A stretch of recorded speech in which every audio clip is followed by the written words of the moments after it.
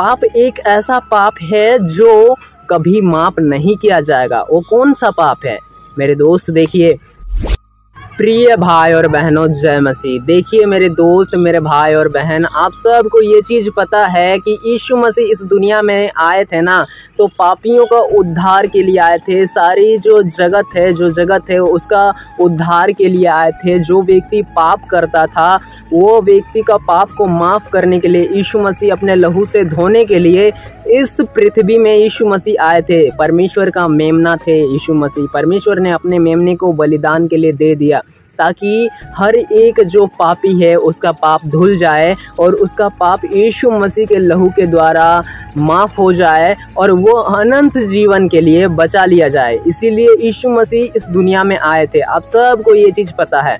हाँ मेरे दोस्त, परमेश्वर का वचन ये कहता है ना कि पाप जो है ना, पाप एक ऐसा पाप है जो कभी माफ़ नहीं किया जाएगा। वो कौन सा पाप है मेरे दोस्त? देखिए यीशु मसीह ने इस पृथ्वी में इसीलिए जन्म लिया ताकि हर एक पापी का उद्धार हो। लेकिन मेरे दोस्त, परमेश्वर का वचन क्या कहता है ना कि एक ऐसा पाप है जो कभी माफ़ नहीं किया जाएगा। तो मेरे दोस्त, ऐसा पाप आपको और मेरे को और कोई भी लोगों को ऐसा पाप नहीं करना चाहिए।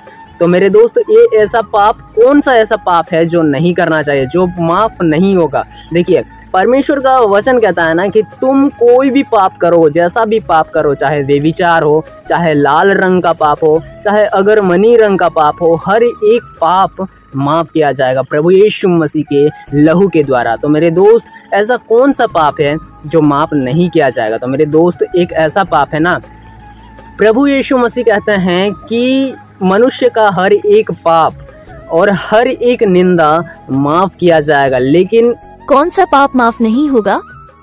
यीशु मसीह ने पवित्र आत्मा को सत्य की आत्मा कहा और हमें चेतावनी दी।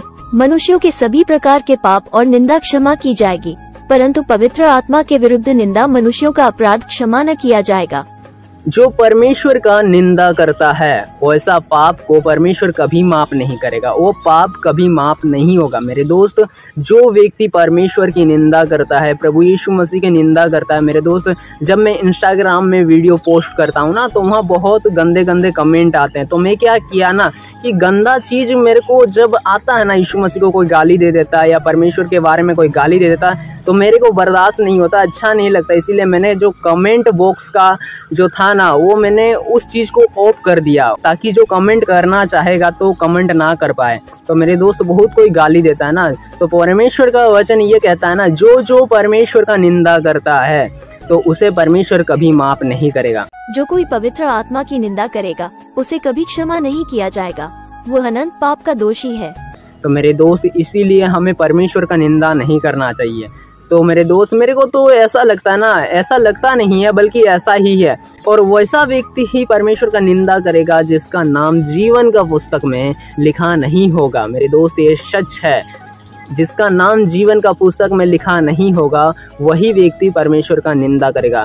और वैसे व्यक्तियों के लिए परमेश्वर ने आग और गंधक का झील बना के रखा हुआ है। जो परमेश्वर का निंदा करता है, परमेश्वर के ऊपर विश्वास नहीं करता है, उसके लिए परमेश्वर ने आग और गंधक का झील को बना के रखा है। तो मेरे दोस्त, हमारे लिए, हम मसीहों के लिए परमेश्वर ने स्वर्ग को बनाया है ताकि हम लोग बचा लिया जाए और अंत में स्वर्ग में जाएंगे और रहेंगे, परमेश्वर का स्तुति महिमा करेंगे। लेकिन स्वर्ग में जाने से पहले हमारे लिए परमेश्वर एक राज्य लेके आ रहा है मेरे दोस्त। वो 1000 वर्षीय राज्य होगा और वो बड़ा ही सुहाना होगा, जहाँ लिखा हुआ है कि वहाँ कोई आंसू नहीं होगा, वहाँ कोई दुख नहीं होगा, कोई तकलीफ नहीं होगा, वहाँ कोई ईर्ष्या नहीं होगा मेरे दोस्त, वहाँ कोई सूरज का रोशनी ना चांद का रोशनी नहीं होगा, परंतु परमेश्वर का आनंद होगा। इसीलिए परमेश्वर ने हमें ये सब चीज़, परमेश्वर हमारे खातिर ला रहा है। तो मेरे दोस्त, इसीलिए ऐसा पाप नहीं करना है। जो परमेश्वर का निंदा करे, ऐसा पाप ज़िंदगी में कभी नहीं करना है। तो मेरे दोस्त, परमेश्वर आपको भरपूर आशीष दे